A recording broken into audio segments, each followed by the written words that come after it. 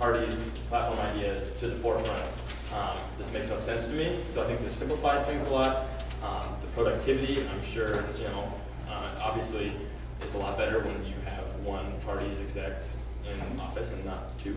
I can't say that from having seen any precedent of that in the past, but I just can't imagine that it would be more productive than having all the execs the same party. So I'm in support of this and encourage you all to vote for this constitutional change. Senator Woodson. Yeah, I agree. I totally support it. I wouldn't even see the need really for an advertising campaign because as a student who's been on this campus just 2 years as a transfer student, and watching a student from the outside, I would see things for parties, and I would see every SVG I've ever seen, like name, this party, name. So I would actually, like, if this doesn't pass, maybe we should have an advertising campaign to say that this is how it is, and I don't know, the way it is now, I have no persuasion that I would think that this already exists. I don't know if it would be a need for advertising. External Vice President Cook. Actually, I would want to go against what you're saying because I think students, if they don't know something inherently and they think that some sort of right is being taken away from them, whether it's the right to elect separately, as illogical as that is to us who all know about the executive structure, I think there may need to be some sort of, so just putting it out there, with figure human. And also, we had an opportunity to go to Bayfield Student Government Conference, and Baylor's student government elects separately on all 3 accounts, and so people from different parties were elected. It was fascinating to hear how they had to operate as an exec, and they had to have especially the first semester. It was rough. They had to sit down and had to work out a lot of issues. She said they even had some book that they consulted, which was really funny. But so that is a real life example. Baylor had to go through it, and it wasn't fun. So just Senator Moore. Perhaps these are naive thoughts, having never served in the position, but I'm very opposed to this Senate bill. I think last year it failed the student body, and as a student, anytime that that we vote on something, I feel like we almost negate what we asked them to do last year by providing them the exact same thing. I mean, there are no changes that I noticed in this bill as compared to the one that were presented last year. I'd be happy to hear if there are, but I don't see any just on the surface. Secondly, in any situation during an election, there'll be a variety of candidates elected from multiple parties. As the Senate, we have to work together with people who ran with 3 parties last year and have been elected. So I think that it starts in the Senate, and I see no problem with it continuing how it is. Thirdly, I've heard concerns from students who say that once there's a slate elected, they feel like it's whatever the main platforms are for the execs is what gets done, and other issues that may be of smaller importance aren't always communicated, and the existence of an external vice president, in my opinion, can help provide a diversity of thought. And then lastly, I think that anytime that we can enhance the students greater represent students on the campus through a variety of thoughts and a variety of leaders, I think it's best for the student body. And as they've already voted against this before, I see no need to bring it before them again. Thanks. Senator Jacobs. Oh, Senator Solomon, sorry, I just crossed off your name and said Jacobs. I guess my take on this, whether you're opposed to it, whether you agree with it, wherever you lie, I don't think we should prevent it from going to the student body.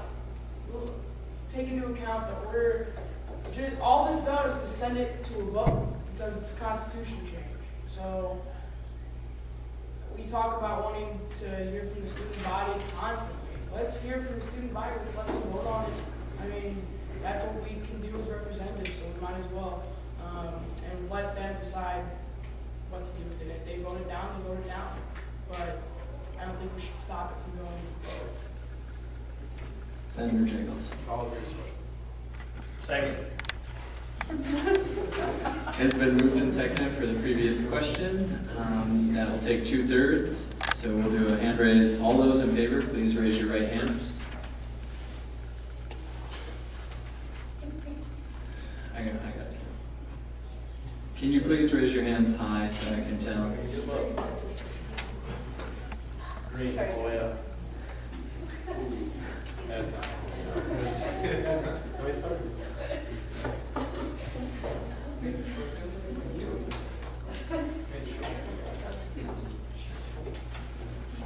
All those against, please the same.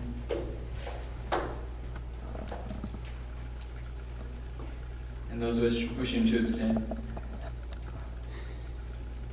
Motion passes. Okay, we will move into a vote on Senate Bill number 13 right after Speaker Tiedemann closes. Senator Song, Senator Kirk. Okay. We'll do this by voice vote. No, we will not do this by voice vote. We'll do this by hand raise because it's 2/3. So all of those wishing to support Senate Bill number 13, please raise your right hand.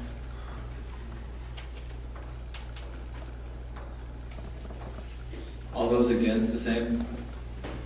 And those wishing to abstain. Motion passes.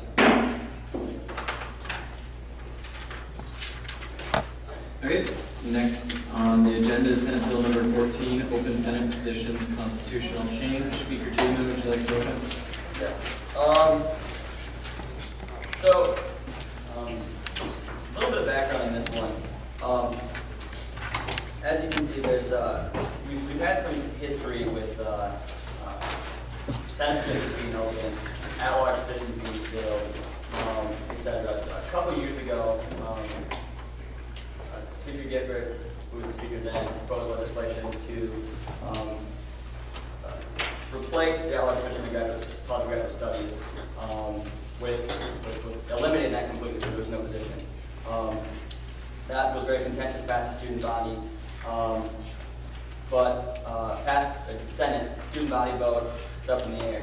We'll get to that later. But currently the Constitution reads that the Division of Graduate Studies seat will be filled by the at-large position for more than 30 days, as well as the Division of General Studies.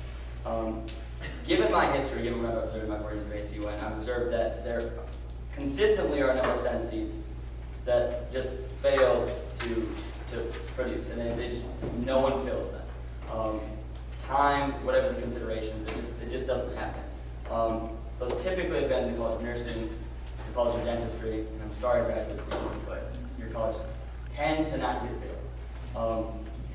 When the debate happened a couple years ago, the discussion was on proportional representation.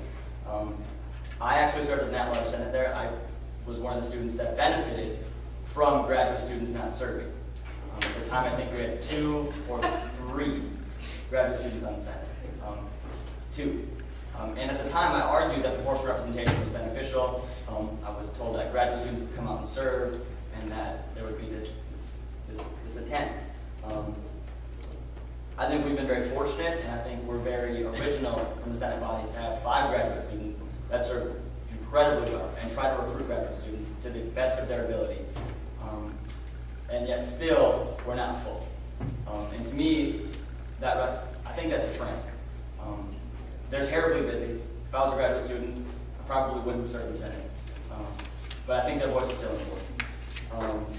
And so, with this legislation, what I'm proposing is that we don't lose a graduate vote, that we create a cap on the number of at-large students that can be put into office, that a cap at 2, so we get the best of both worlds.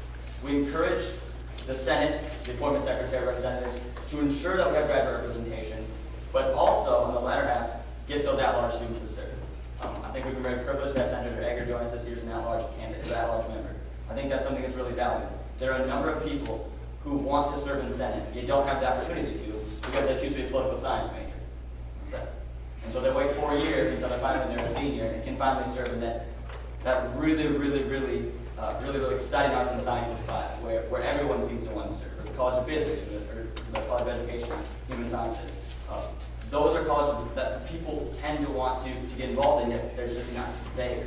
And so I want to give people the opportunity to serve, because I think a full Senate body allows us the ability to communicate with students, to get student voice heard. I think it's beneficial. While at the same time, we're still trying to create, in some ways, a proportional body. Now, I picked those groups specifically. This question's been asked, why did I pick those groups and not just make